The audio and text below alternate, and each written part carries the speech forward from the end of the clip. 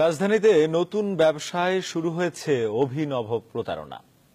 সামাজিক যোগাযোগ মাধ্যমকে পুঁজি করে শুরু হয়েছে ব্যবসা, তাই অপরাধীও থাকছে ধরাছোঁয়ার বাইরে।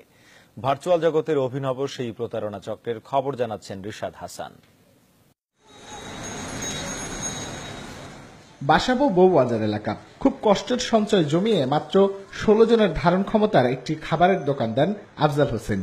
অল্পদিনেই সামাজিক যোগাযোগ মাধ্যমের কল্যাণে ছড়িয়ে পড়ে তার রেস্টুরেন্টের নাম। বাকিটা শুনুন তার মুখেই।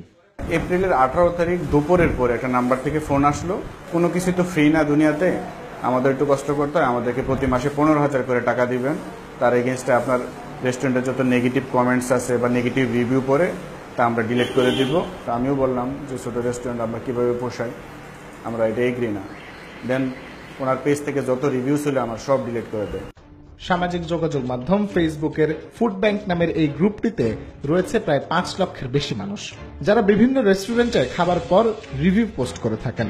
রিভিউ দেখে সেসব রেস্টুরেন্টে খেতে যাওয়া মানুষের সংখ্যাও কম নয়।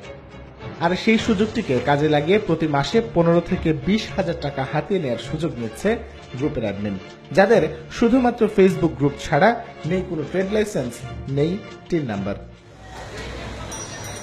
তাহলে তথাকথিত এই মাধ্যমে কেন টাকা দেবেন ব্যবসায়ীরা? ঘটনার সত্যতা যাচাই করতে ভ্যাট চেকারের একটি দলকে সাথে নিয়ে নিউজ 24 আরও একজন রেস্টুরেন্ট মালিকের সাথে যোগাযোগ করে। তার অভিযোগও একই। আমাদের যে পজিটিভ রিভিউগুলি রাখার জন্য তাদেরকে একটা টাকা দিতে হবে। সো আমি এটাই বুঝতাম না যে তাদেরকে আমরা কেন টাকাটা দিব।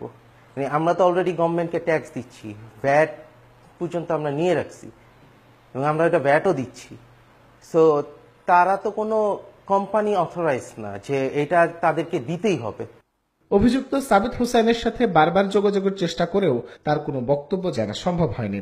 এখন ব্যস্ত আছে। The number is busy now. তবে কাউন্টার টেররিজম অ্যান্ড ট্রান্সন্যাশনাল ক্রাইমের সাইবার বিভাগের ডেপুটি কমিশনার জানান, অভিনব চাঁদাবাজদের জন্য রয়েছে শাস্তির বিধান। একটা হচ্ছে আপনার চাঁদাবাজি, আর একটা হচ্ছে অনলাইনে যে বিষয়টা হয়। এখন যদি সাইবার ওয়ার্ল্ডে কোনো ধরনের কোনো তথ্য সে যেটা মিথ্যা বা আমাদের বা অশ্লীল এ ধরনের কিছু প্রচার করে ওই প্রতিষ্ঠান বা ব্যক্তির সম্মানহানি ঘটায় বা ঘটানোর চেষ্টা করে, সেক্ষেত্রে হয়তো আমাদের বর্তমান যে আইসিটি অ্যাক্ট, তথ্য যোগাযোগ প্রযুক্তি 2006, এই 6-এর একটা বিষয় কিন্তু আছে, সেক্ষেত্রে তার ব্যবস্থা নেওয়া যায়। আর চাঁদাবাজি হচ্ছে যদি এর মাধ্যমে চাঁদাবাজি করে তাহলে আসলে দুইটা আইনের মাধ্যমে কিন্তু ব্যবস্থা করা হয়। একটা হচ্ছে যে তথ্য প্রযুক্তি আইন, আর একটা হচ্ছে আমাদের যে দণ্ডবিধি তার মাধ্যমে।